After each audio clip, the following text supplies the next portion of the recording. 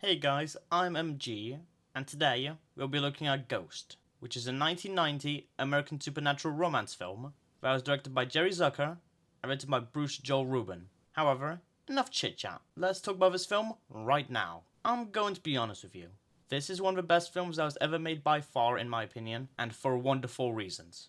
I really want to talk about the good things in this film, so I'm just going to point out my minor issues first. The special effects look pretty decent with wonderful lights and colours, but it does look a bit dated. But from 1990, it's very impressive, and I'm happy that they showed those effects, so not bad. There are also a few unnecessary things that this movie had, like the main characters move into a new house in New York, but it didn't really affect the plot all that much, and it would have been fine if they didn't include it, but whatever, it didn't hurt anybody. And also, the lady that Sam saw at the funeral was also a bit pointless, and it would have been better if it was the old man from the hospital, since he's the one who Sam first meets as a ghost, and you get to feel nostalgic. But again, it's harmless. And my last low issue is that I wanted a little bit more of Sam and Oda Mae, because their conversations are really charming and some of the best moments of a film. But despite these minor issues, this movie filming rocks. It's emotional, mature, fun, funny, and all around a joy to watch. The score by Maurice Jarre was absolutely magnificent,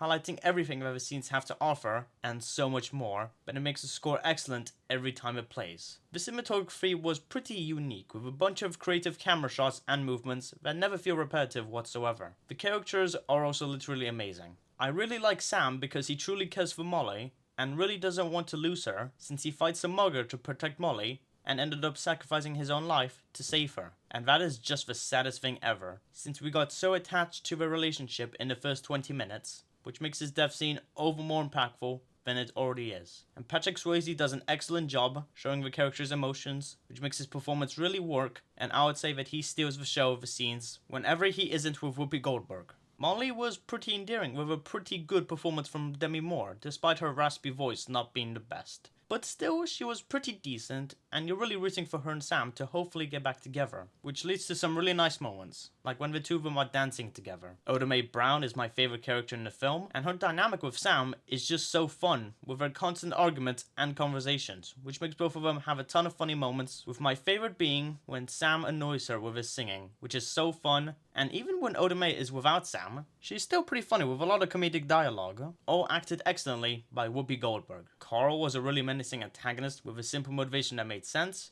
an ominous presence with his desire to murder for money, a surprisingly number of scary moments despite the first act making you think otherwise, and the twist of him becoming the big bad was really unexpected and was a great plot twist for a villain. Plus, Tony Goldwyn was really exceptional in his acting, making the character much more villainous than he already was before, while also adding the terror that the character feels if he doesn't complete his plan. So, great job, Goldwyn. Willie was also pretty intimidating, with his menacing presence, him murdering Sam in cold blood, and all around a great secondary villain, with very energetic acting from Rick Avels, who makes the character scarier than he already is. Oda Mae's sisters were really fun, with their belief that their sister has gone crazy, with wonderful acting from both actresses that play these sisters. The ghosts Sam's meet were pretty compelling as well. The old man was refreshing, the subway ghost was interesting, and Orlando was pretty nice as well. All of good performances from these three actors. The story is honestly really mature for a film about ghosts, telling a story of love and grief over one's death, and a dead person tries to protect their lover even though they can't interact with anyone, and it's just so engaging for the entire runtime. I also like that this film takes itself seriously.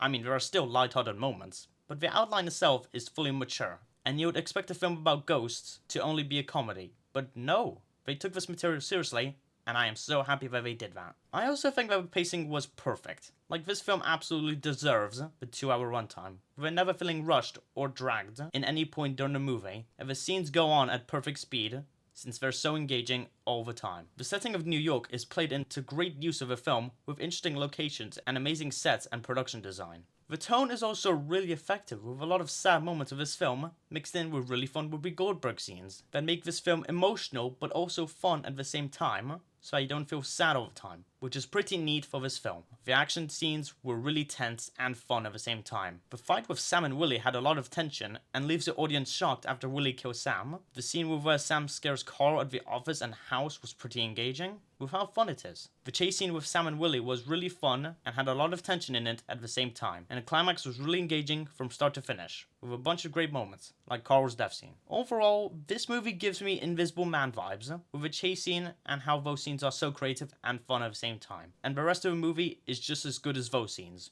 which is why I would call this movie godlike. 9.7 out of 10. Goodbye everyone, and thank you for watching. Bye.